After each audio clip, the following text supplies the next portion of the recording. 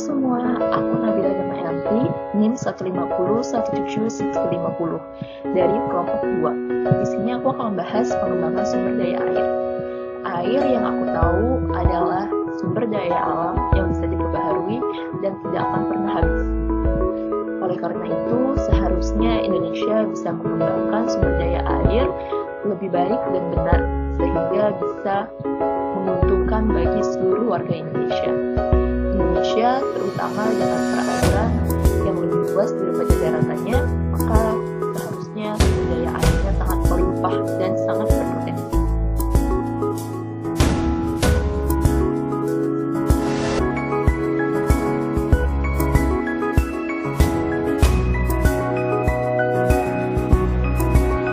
Video yang telah kita tampilkan merupakan video yang menunjukkan Deep Tunnel Tokyo yang ada di Jepang. Gigas atau drainase bawah tanah atau biasa yang kita sebut Deep Tunnel Tokyo, proyek infrastruktur bawah tanah di Kasukabe, Saitama, Jepang. Ini adalah fasilitas pengendalian banjir bawah tanah terbesar di dunia yang dibangun untuk mencegah meluapnya kanal dan sungai besar di kota itu sepanjang musim hujan dan badai.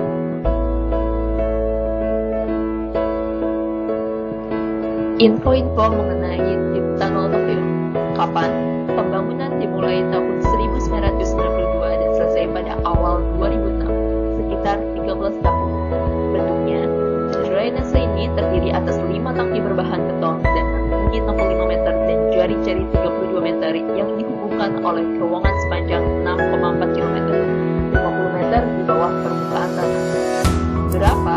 Pembangunan di tunnel ini menghabiskan sekitar 2-3 miliar dolar dan merupakan salah satu bangunan paling impresif di engineering field.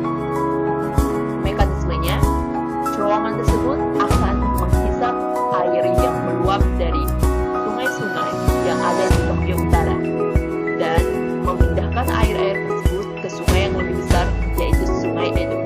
Sungai yang mampu menghandle volume lebih banyak. Caranya, air dikumpulkan di satu ruang penampungan akhir dengan tinggi 25,4 meter, panjang 177 meter, dan lebar 78 meter yang ditopang oleh 59 tiang raksasa. Di ruang tersebut terdapat 4 pompa yang mampu memompa 200 meter kubik air per detik ke Sungai Edo.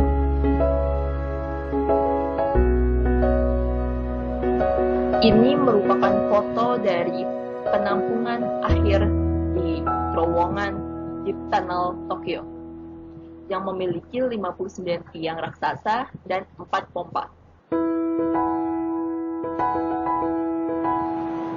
Foto ini menunjukkan salah satu tangki tempat air-air jatuh yang diakibatkan oleh luapan dari sungai-sungai yang berada di Tokyo.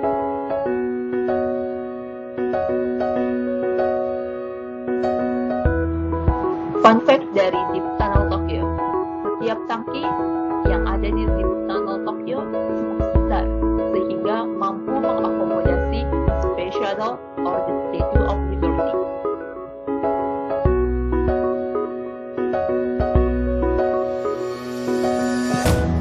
Foto ini merupakan perbandingan besarnya manusia dengan besarnya tiang-tiang raksasa yang ada di Deep Tunnel Tokyo.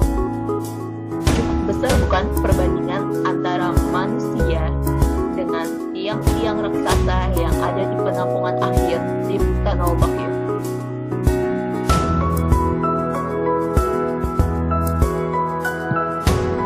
Mekanisme lebih lanjut mengenai Deep Tunnel Tokyo. Ketika salah satu sungai di Tokyo akan meluap sehingga bisa menimbulkan banjir di Tokyo, maka air-air luapan dari sungai di Tokyo tersebut akan jatuh ke dalam tangki-tangki besar tersebut. Dari tangki-tangki tersebut terhubunglah terowongan sepanjang 6,3 km ke penampungan akhir. Di penampungan akhir, air-air tersebut akan ditampung sementara sebelum akhirnya air tersebut akan dipindahkan ke sungai yang lebih besar, yaitu Sungai Edo. Air-air tersebut ditampung dan dipompa menggunakan pompa yang berkekuatan sekitar 13.000 horsepower. Pompa-pompa tersebut bisa memompa sekitar 200 meter kubik per detik air, sehingga dalam beberapa detik penampungan air kosong dan air tersebut pindah ke dalam Sungai Edo.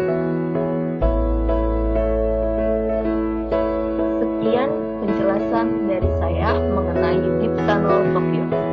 Terima kasih. Halo, perkenalkan aku Fabiola Bernadette Fioni dari kelompok 2 pengembangan sumber daya air. Pada kesempatan kali ini, aku akan berbicara tentang aku dan air. Apa sih makna air untukku? Menurutku, air itu adalah segalanya. Air digunakan sebagai air minum dan sumber pangan. Air sangat penting untuk kepentingan rumah tangga seperti minum dan masak. Yang kedua adalah kebersihan dan penyejuk. Air digunakan untuk kita mandi dan mencuci sehari-hari, serta dengan adanya air yang bersih dan mengalir, keadaan sekitar menjadi lebih sejuk dan nyaman. Yang ketiga adalah irigasi pertanian dan peternakan. Tanpa adanya air, kita tidak bisa menikmati hasil tani serta daging hasil peternakan. Oleh karena itu, penting sekali agar kita selalu memastikan agar air selalu tersedia pasokannya untuk pertanian dan peternakan. Dan yang keempat adalah penunjang kegiatan industri, misalnya seperti pabrik dan bangunan pembangkit tenaga listrik. Nah, bagaimana sih keadaan air yang ada di Indonesia? Bisa dilihat dari gambar yang tertera bahwa terlihat sungai yang kotor, dipenuhi dengan sampah, airnya sudah tidak jernih lagi, dan tentunya memiliki aroma yang kurang sedap. Selain itu, terlihat juga bahwa bantaran sungainya dipenuhi dengan pemukiman yang kumuh. Padahal seharusnya bantaran sungai tidak diperbolehkan untuk dialihfungsikan menjadi tempat tinggal. Menyedihkan sekali, bukan? Padahal, jika kita tengok negara Belanda, sungai di sana sangat bersih dan membuat nyaman orang sekitarnya. Yuk kita tonton video berikut tentang kota tanpa jalan raya.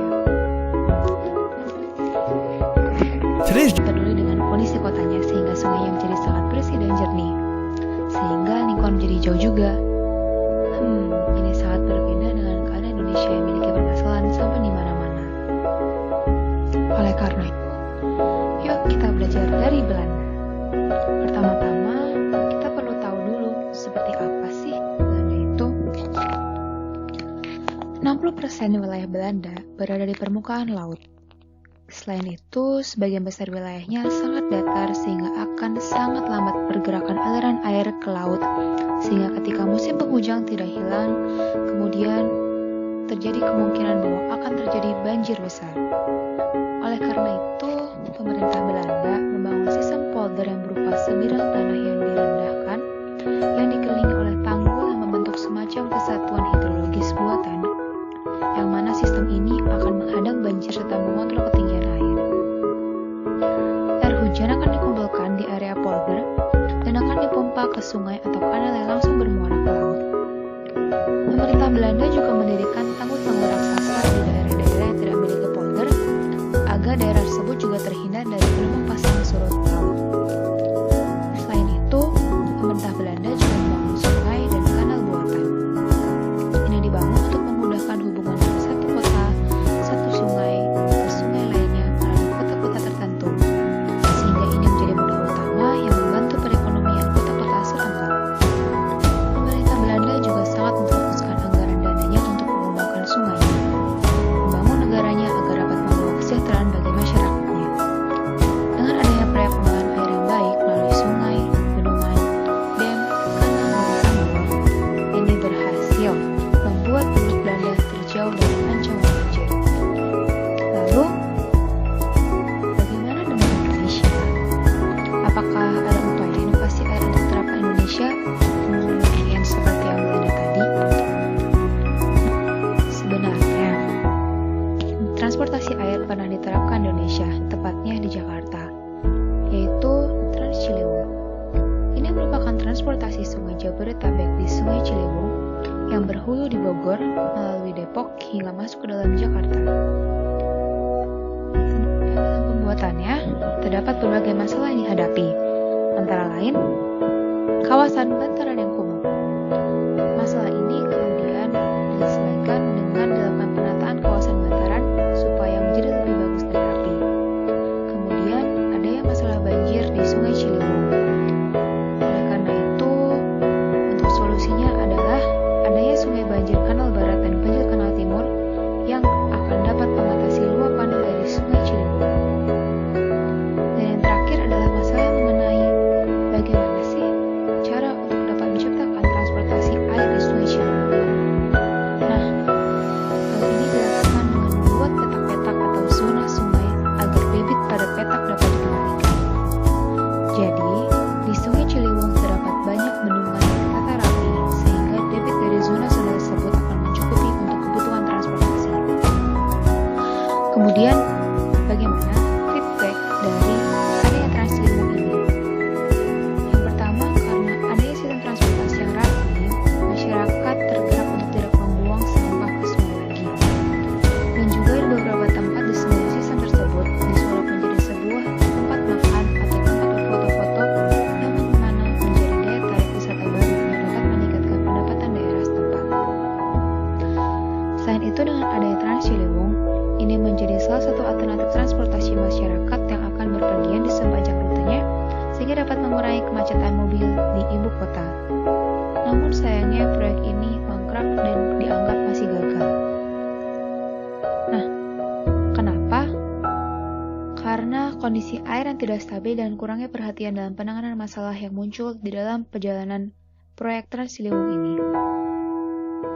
Oleh karena itu, untuk kedepannya, solusi yang dapat disuguhkan adalah untuk menata kembali kawasan pinggiran sungai, membuat bendungan untuk menambah debit air sungai banjir kanal barat, lalu menunjuk ahli untuk turut serta dalam perbaikan sistem yang sudah ada, dan lebih memberikan perhatian dan dana terhadap proyek ini.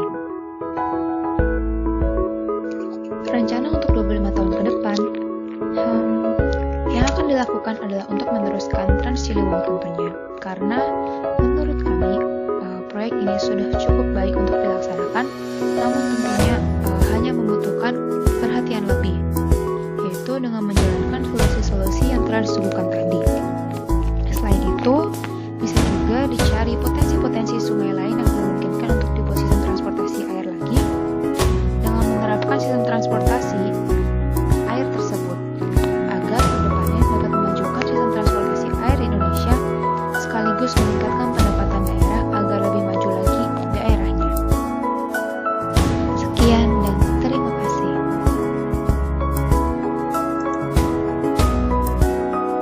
Selamat pagi, siang, sore, ataupun malam, Bapak Aku, Ibu Widya, serta para asisten.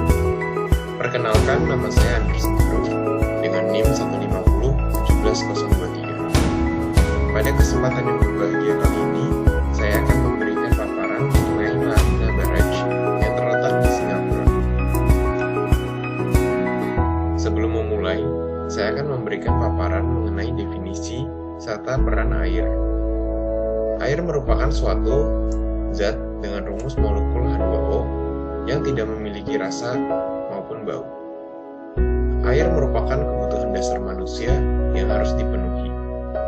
Air memiliki peran penting sebagai zat pengatur tubuh manusia. Selain untuk konsumsi manusia, air juga memiliki peran vital dalam kebutuhan sehari-hari, yaitu untuk mandi, mencuci, sanitasi, dan lain-lain. Mengingat pentingnya kebutuhan air, kita harus melihat bahwa permasalahan air di Indonesia itu masih banyak. Beberapa contoh permasalahan air di Indonesia adalah kekeringan, banjir, kesulitan pemenuhan kebutuhan air bersih, sanitasi yang buruk, serta kurangnya infrastruktur. Berikut merupakan gambar permasalahan-permasalahan terkait masalah air yang ada di Indonesia. Untuk itu, kita harus mengetahui penyebab dari permasalahan air yang terdapat di Indonesia. Beberapa penyebabnya yaitu kurangnya kesadaran masyarakat atas kepentingan air, bencana alam, sampah yang tidak dibuang pada tempatnya, edukasi mengenai air, serta korupsi.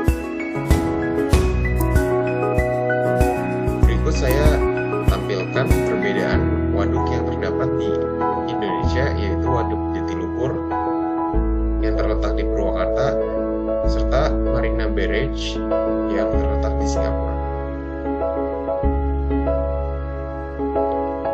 Saya memiliki video mengenai Marina Barrage yang terdapat di Singapura. Mari kita nonton bersama-sama. It's a dam that spans across the 350 meters wide Marina Channel. The barrage offers three benefits: water supply, flood control, and lifestyle attraction. By damming up the Marina Channel, the barrage forms Singapore's first reservoir in the city, Marina Reservoir.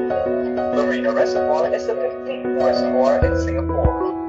The reservoir collects water from 5 major waterways: Singapore River, Stamford Canal, Rochor Canal, Kallang River, and Geylang River. The Marina catchment is the most urbanized and the largest catchment at 10,000 hectares. That is about 1/6 the size of Singapore.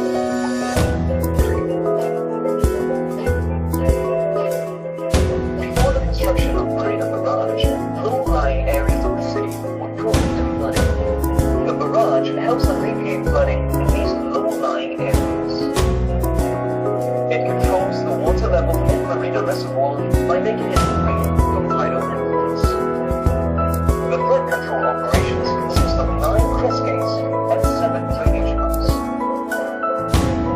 During low tide and heavy storm, the crest gates will be lowered to release excess stormwater into the sea. This is to prevent flooding in the areas upstream. During high tide, the crest gate cannot be lowered. In such situations, the 7 giant pumps will be activated to pump excess stormwater from the reservoir into the sea. Each of the pumps is capable of emptying an Olympic-sized swimming pool of water per minute. As the water in the Marina Basin is unaffected by the tides, it is ideal for different kinds of water activities, such as boating, windsurfing, kayaking, and dragon boating. The green room of the visitor center is also a popular site for recreational activities. With its 3-in-1 benefits, the Marina Barrage has truly become one of Singapore's unique showcase and efforts towards sustainable development.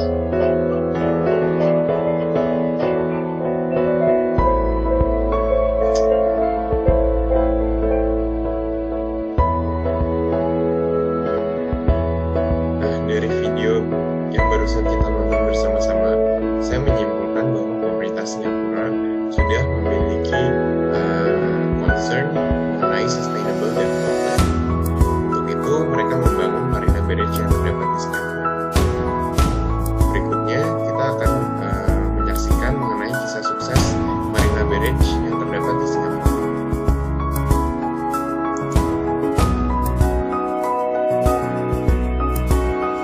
Marina Barrage ini dibangun untuk menghalangi air laut serta banjir. The idea of the Marina Barrage started when the then Chinese Republic gave the region in 1987 to create a reservoir by damming up the Marina Channel. To be able to build the barrage right in the middle of the sea is a huge challenge, because then you have to make sure that you build a copper dam that is strong enough to prevent the seawater from going into the construction area. The Marina Barrage is firstly a flood control facility. So there is a team of operators working round the clock to monitor the weather changes, the reservoir level, and the seawater level in order to operate the barrage gates and the drainage pumps in a timely manner. It is important that the barrage gates and the drainage pumps are operated in a timely manner so that low-lying areas such as Chinatown, Rochor areas, and Geylang are not flooded when there is heavy rain coinciding with a very high tide. Secondly, the Marina Barrage or the Marina Reservoir supplies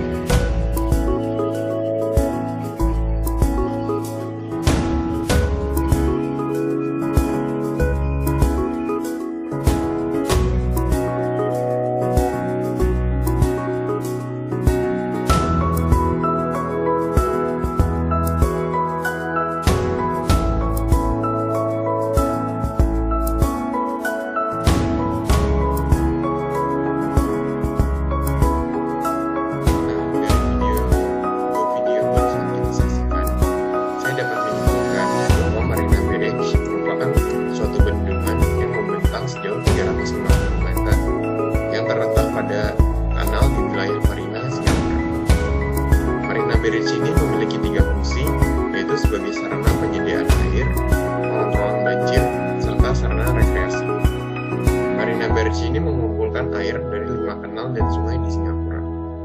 Luas tangkapan air pada Marina Barrage ini yaitu 1/6 dari luas total wilayah di Singapura, yaitu seluas 10.000 hektar. Marina Barrage ini juga mempunyai dampak signifikan untuk pencegahan banjir di Singapura. Selain itu, Marina Barrage memiliki fasilitas rekreasi yang dapat dinikmati oleh warga Singapura serta turis. Menurut saya, konsep Marina Barrage ini sangat bagus, mengingat Marina Barrage ini memiliki 3 peran penting, yaitu sebagai sarana penyediaan air, pengontrolan banjir, serta sarana rekreasi. Selain itu, dapat disimpulkan bahwa pemerintah Singapura sudah menerapkan sustainable development. Selain itu, dapat dilihat wilayah di sekitar Marina Barrage itu dijaga kebersihannya, sehingga Marina Barrage ini dapat beroperasi secara maksimal. Menurut saya optimis bahwa pada 25 tahun ke depan, Indonesia juga dapat memiliki salah satu infrastruktur yang canggih seperti Marina Barrage. Namun, untuk mencapai tujuan tersebut, saya menyarankan bahwa edukasi masyarakat menjadi suatu kunci keberhasilan untuk mencapai tujuan kita di masa yang akan datang. Meskipun wilayah Singapura tergolong kecil, masyarakat mereka itu merupakan masyarakat yang disiplin serta taat pada aturan. Dapat dilihat bahwa Singapura itu merupakan negara yang bersih, di mana masyarakatnya itu disiplin untuk tidak membuang sampah sembarangan. Lain halnya seperti di Indonesia, kita masih dapat melihat sampah berserakan di mana-mana. Sampah ini juga dapat menimbulkan bencana serta permasalahan air yang tidak kunjung selesai karena kurangnya disiplin masyarakat tadi serta kurangnya edukasi dari pemerintah. Menurut saya, Marina Barrage ini dapat berhasil bukan semata-mata karena pemerintahnya saja, namun partisipasi warga di sana yang mendukung kegiatan pemerintah serta disiplin untuk menjaga lingkungan di sekitar wilayah bendungan tersebut. Air tangkapan yang dikumpulkan oleh Marina Barrage itu merupakan air tangkapan yang dapat diolah untuk kebutuhan sehari-hari masyarakat sana, yaitu dapat diminum dan dapat digunakan sebagai sarana untuk kebutuhan sehari-hari. Nah, menurut saya pemerintah Singapura itu sudah memiliki visi serta teknologi yang canggih di bidang sustainable development. Nah, saya terinspirasi untuk membuat hal serupa, di mana membuat suatu daerah tangkapan yang airnya dapat diolah untuk kebutuhan air bersih di wilayah sekitar bendungan tersebut. Dengan adanya teknologi untuk mengolah air menjadi air bersih, maka kekurangan serta kekeringan air dapat diminimalisir. Selain itu, untuk mencapai goal kita di 25 tahun ke depan, yaitu mempunyai infrastruktur yang canggih, menurut saya diperlukan sarana pemerintahan yang terbebas dari tindakan korupsi. Menurut saya, korupsi ini merupakan masalah yang berlarut-larut juga di negeri kita ini dan tidak kunjung usai. Penyebabnya ada berbagai macam. Contohnya adalah kurangnya edukasi mengenai tindak korupsi serta kurangnya nilai-nilai norma-norma yang ditanamkan kepada individu-individu. Untuk kedepannya, saya menyarankan untuk menerapkan atau mengajarkan mata pelajaran terkait korupsi agar masyarakat Indonesia sudah memahami mengenai tindak pidana korupsi serta dampaknya bagi bangsa Indonesia. Dengan begitu, masyarakatnya lebih menyadari mengenai kerugian korupsi serta dapat menghindari diri dari melakukan tindak pidana korupsi. Dengan begitu, saya harap Indonesia dapat menghasilkan infrastruktur yang baik untuk mengatasi permasalahan terkait air di Indonesia. Terima kasih.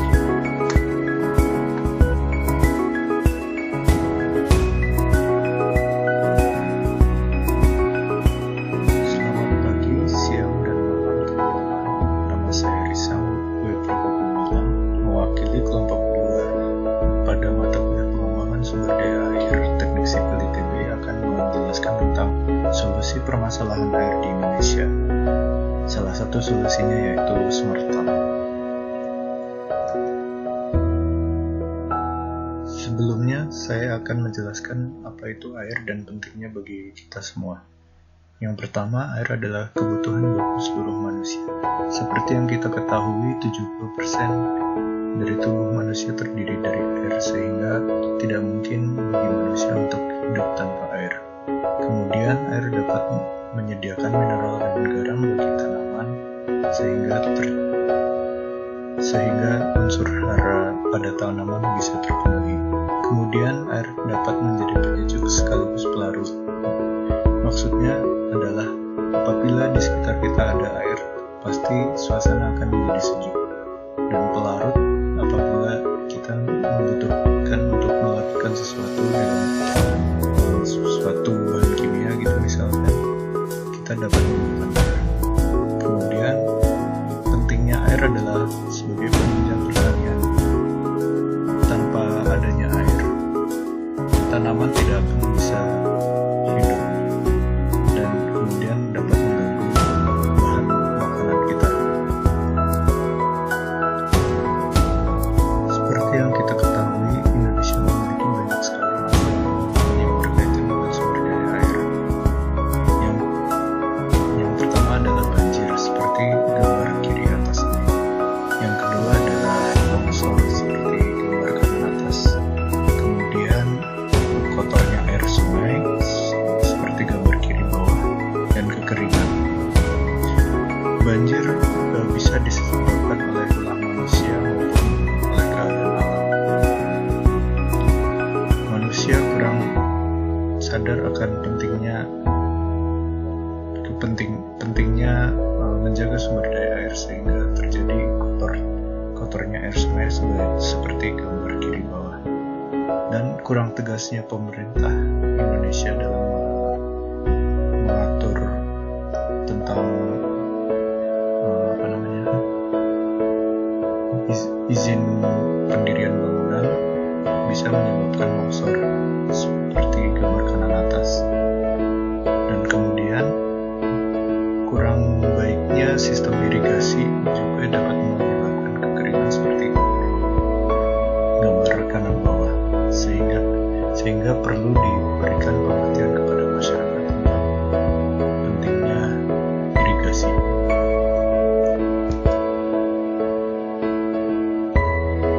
Untuk mengatasi banjir, kita patut meniru Smart Tunnel Malaysia. Jadi sebenarnya Smart Tunnel Malaysia ini adalah sebuah terowongan yang menghubungkan antara dua ruas jalan dan menghubungkan dua sungai yang melewati kota Kuala Lumpur, Malaysia. Kedua sungai tersebut sering sekali meluap sehingga perlu dilakukan pengalihan.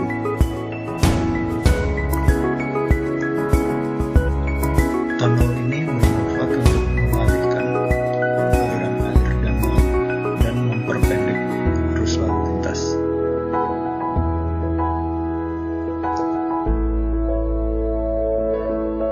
Berikut saya memiliki video cara kerja Smart Tunnel Malaysia.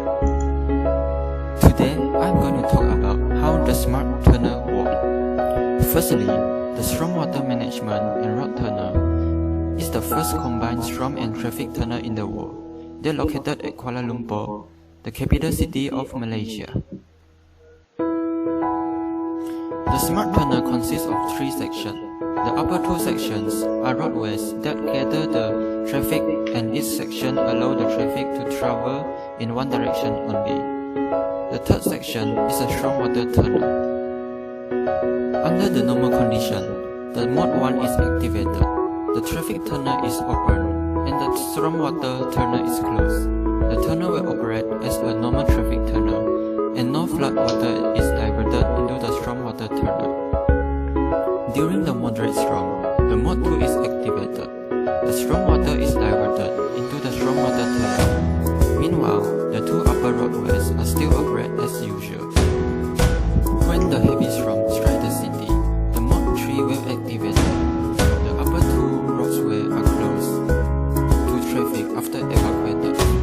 Thus, the entire 3 section of the smart tunnel is ready to carry flood water.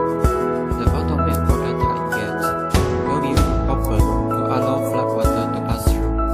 After the flood is ended, the tunnel is verified and cleaned via pressure washing, and the roadway will be reopened to traffic within 48 hours. Closure. To conclude, the success of Smart Tunnel project successfully reduced the traffic jam and solved the problem of flash floods in Kuala Lumpur. The lesson learned in the project is innovation makes our life easier.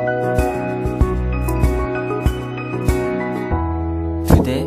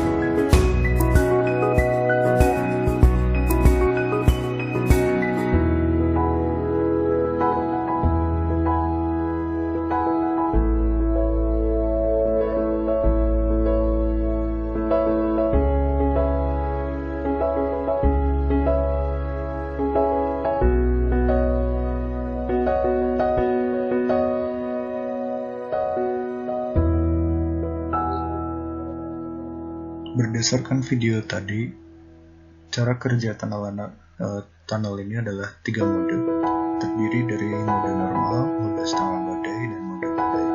Mode normal adalah ketika section yang paling bawah, yang lapis ketiga itu, dialiri air dan lapis pertama dan kedua berfungsi sebagai jalan raya seperti biasa. Kemudian mode setengah badai ketika tingkat kedua dari jalan tol tersebut itu mulai dialiri oleh air karena mungkin pertimbangan dari sungai atau gitu. Kemudian yang ketiga adalah mode badai. Mode badai adalah ketika seluruh tunnel berfungsi sebagai saluran air. Jadi jalan yang ada yang dua tingkat yang ada di atas itu akan ditutup oleh pihak berwenang.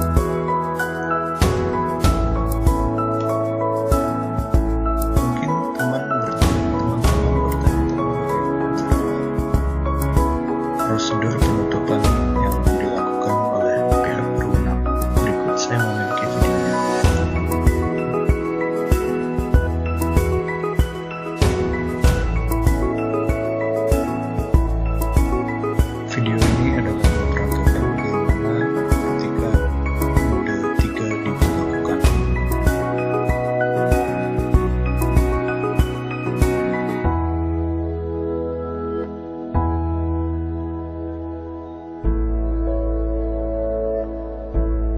Begitu kendaraan terakhir memasuki Smart Tunnel, kemudian baru Smart Tunnel akan ditutup dan pihak berwenang akan menyisir seluruh Smart Tunnel, memastikan tidak ada kendaraan berhenti. Kemudian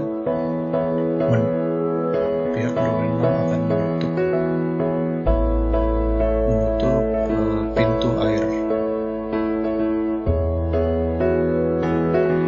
pintu air yang ada di ujung dari Smart Tunnel tersebut.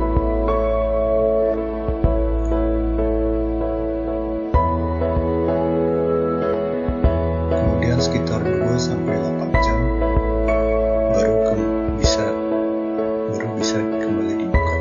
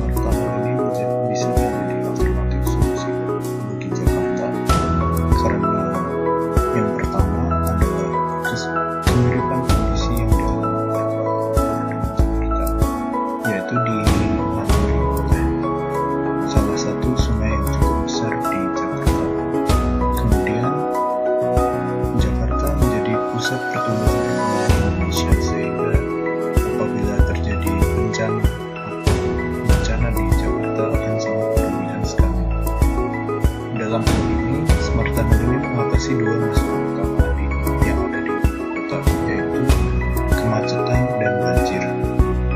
Tentu saja, untuk merealisasikan Smart Tunnel ini perlu dukungan dari berbagai kalangan, baik dari pemerintah maupun masyarakat. Masyarakat perlu diedukasi lebih lanjut tentang pentingnya proyek ini. Kemudian, untuk merealisasikan proyek ini,